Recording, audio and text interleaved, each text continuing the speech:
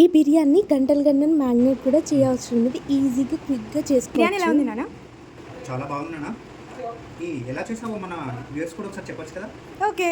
ఇక బిర్యానీ విషయానికి వస్తే, బిర్యానీ అంటే ఎవరికి నచ్చదు చెప్పండి. చాలా ఈజీగా తక్కువ టైంలోనే చేసుకోవచ్చు అండ్ వంట రాని వాళ్ళు కూడా ఈజీగా చేసుకోవచ్చు. ముందుగా బిర్యానీ కోసం ఫ్రైడ్ ఆనియన్స్ ఫ్రై చేసి పక్కన పెట్టుకోవాలి. ఇంకో వైపు ఏమో ఇక్కడ చికెన్ని మ్యాగ్నేట్ చేసుకోవాలి. దానికి ఉప్పు, కారం, అల్లం వెల్లుల్లి పేస్ట్, ఫ్రైడ్ ఆనియన్స్, పెరుగు, అలాగే నిమ్మరసం కూడా వేసుకోవాలి. ఇప్పుడు ఈ బాగా మ్యాగ్నేట్ అయిన ఈ చికెన్ని ఖచ్చితంగా ఒక 80% కుక్ అయ్యేదాకా కుక్ చేసుకోవాలి. రైస్ విషయానికి వస్తే ఖచ్చితంగా 80% కుక్ చేసుకోవాలి, ఎందుకంటే మనం దమ్ ఎక్కువసేపు పెట్టాం కదా.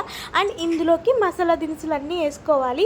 అండ్ అలాగే నిమ్మరసం అయితే మ్యాండేటరీ అండి. నిమ్మరసం వేయడం వల్ల ఏంటంటే మనకి బిర్యానీ రైస్ అనేది పుల్లలు పుల్లలుగా వస్తుంది. ఇప్పుడు మనం కుక్ చేసుకున్న ఈ రెండింటిని స్టెప్ బై స్టెప్ అయితే వేసుకోవాలి. లాస్ట్ వరకు మనం వేయించుకున్న ఫ్రైడ్ ఆనియన్స్, అలాగే మనము ఏ రైస్లో అయితే కుక్ చేసుకున్నామో ఆ వాటర్ కూడా ఇందులో వేసుకోవాలన్నమాట.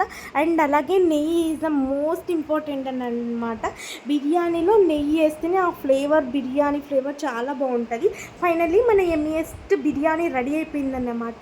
ఈ వీడియో నచ్చితే మన ఛానల్ని ఫాలో చేయండి.